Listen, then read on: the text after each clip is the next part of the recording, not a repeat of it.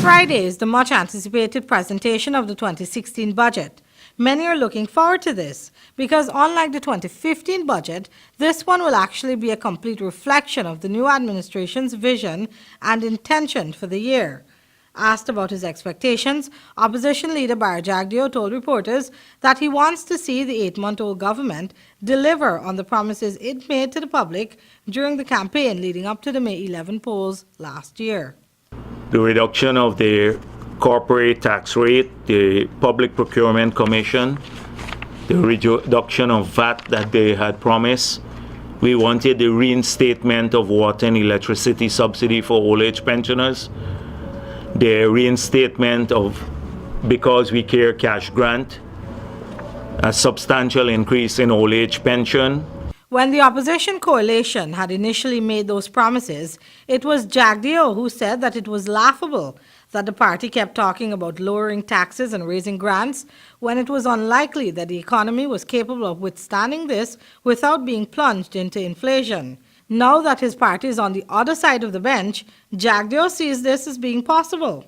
In this time of depressed demand and falling global prices, there is a downward trend on inflation, because inflation, you can import inflation through higher, fuel prices, but our fuel prices have fallen. Commodity prices have come down too. So there's a downward pressure, inflationary pressure. So I don't think an increase in the fiscal deficit now would result in major inflationary trend, but it could be countercyclical. Over the years, the Auditor General's report has indicated that $28 billion is siphoned off annually through the underhand dealings of the public procurement process, which is handled by the National Procurement and Tender Administration Board. Here is Jagdeo's take on this. So if this is a clean government, you will expect us to save $28 billion, right?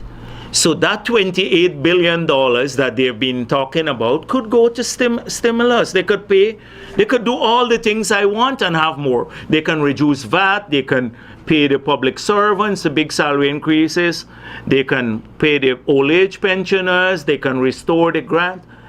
Only 1.67 billion of the 28 has to go to restoring the school program.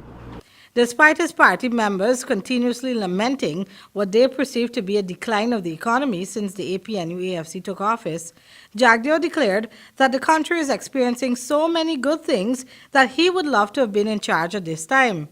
We have saved $200 million, $40 billion from low oil import. This is a lucky government. I would be happy to be running the economy at this time. Lucky government, $200 million of windfall. And that should be translated into greater economic activities, more job creation, etc. They're squandering it. As Jagdeo wrapped up, he took this last swipe at the administration. By the way, I saw Ramjatan launching the Citizen Security Program, gave a huge speech. That the $15 million US program was negotiated under the PPP. It's a PPP program. Rehan Ahmad, Safe TV 2 Headline News.